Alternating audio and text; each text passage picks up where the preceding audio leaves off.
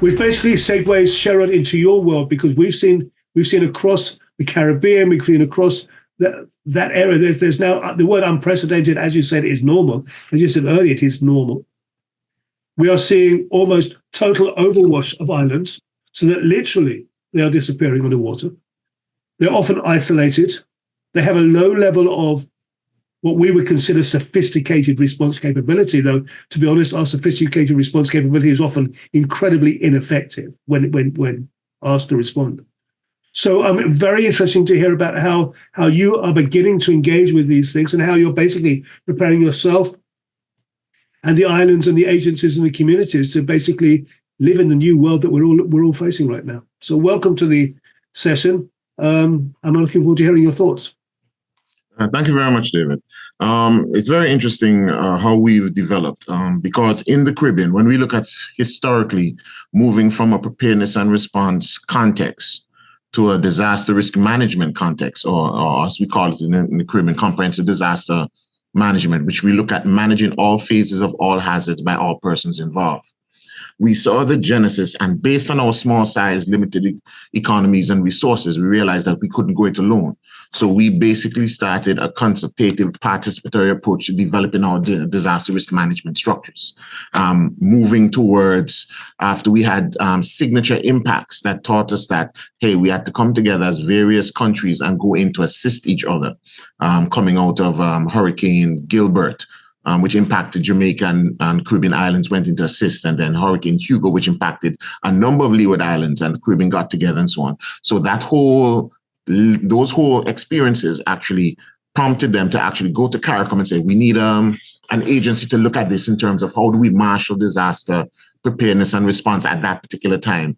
And that gave the genesis to the development of SEDIRA, which eventually morphed into in 2008 or 2009, when we started looking at disaster risk management to SEDIMA. A number of things have come out in light of that, in how we approach the disaster risk management, because we've realized going over certain things. There's something I like to call the 5 A's, because we've acknowledged that we live in a hazardous environment. We've accepted that there are exacerbating circumstances that are making it more difficult to actually determine, forecast, look at things, because we're now seeing 1 in 500-year events become more regular. We've adopted a lot of best practices, and we've actually adapted them to a number of our locales in terms of planning, theories, etc., and so on. But have we really assimilated them into our daily lives? Because at the heart of it, disaster risk management is a development issue. A lot of people are still conceptualizing it as a response or preparedness and response, but is a development issue. So we have to look at in terms of the sustainability aspects of how we monitor, how we measure, how we maintain.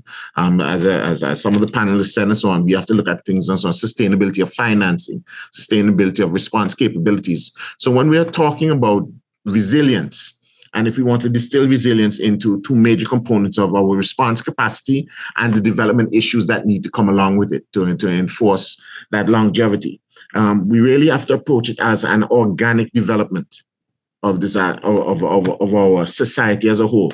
So we are looking more of us as part of the ecosystem, not so much the ecosystem, because before we thought that everything was here for our use and our marshal and everything and so on, where we're now seeing ourselves more as part of the web and making sure that things are in balance.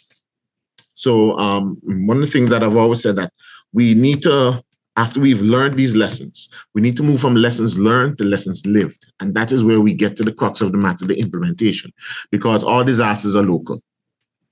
They may have effects that are wide ranging, but at the end of the day, they come down to bread and butter issues, what persons are discussing around the table. How do we live? How do we move forward? What are some of the things we need to put in place? And that aspect talks to the frequency of it and how it is in terms of the public conscious and discussion. Because for a lot of frequent events and hazards, there's always a lot of focus around it, especially for example, in the Caribbean. We know that there's a lot of focus around the hurricane season, because that's when we see the most frequent number of storms. That doesn't mean that we don't get hurricanes in other parts other months of the year. But the other hazards that don't have a season, how well do they fit into our consciousness in terms of the types of impacts they've had, and especially for the infrequent ones that can have critical impacts, such as tsunamis, etc. How do we keep these memories, these lessons alive, and how do we make sure that they're part of our development aspect? And in terms of that, we don't want to see a disconnect between the technical level, the implementers, and the decision makers, the policy levels, because we know that there's a trifecta of things being considered there. It's not only the technical information that we're advising them on, they're looking at things through a number of other lenses. And so as part of the discussion, we have to look at the repercussions, the time constraints that we're talking about. What are these things going to cost? I mean, we used to talk about green accounting of what the environment is actually, the service that is provided, and how well it's not really taken into effect in terms of what is the actual cost and benefit. And then they were talking about blow accounting. But one of the things that we also have to look about in terms of accounting is what are the real benefits that we as states and wider regions are experiencing from all the work that we're putting in disaster risk management, and how well do we account for that? How well are we taking stock of what these projects are impacting? And how well do they safeguard our quality of life, not just for us, but the environment that sustains us in whatever particular industries that we have.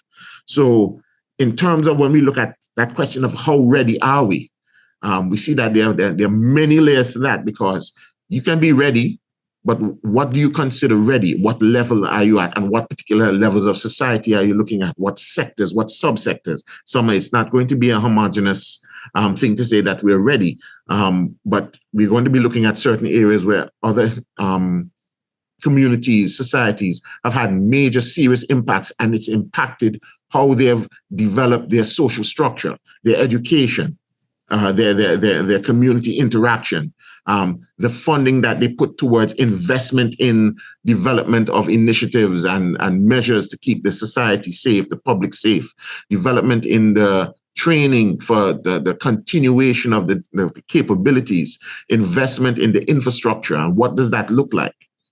So those are a number of layers that are all going forward. So it's a balancing act.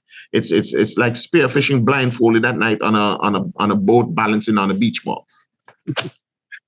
That's an image I shall take with you. Somebody said, I was in Australia but somebody said, I was in a conference, and somebody said you need to get your ducks in a row. And somebody said, no, man, I don't not got ducks. I've got 100 squirrels, and they're all drunk. So it's like trying to move 100 drunk squirrels all forward at the same time. And of course, the thing is, as you said, Sherrod, these are not conceptual or theoretical models. These are people's lives. This is very, very, very real.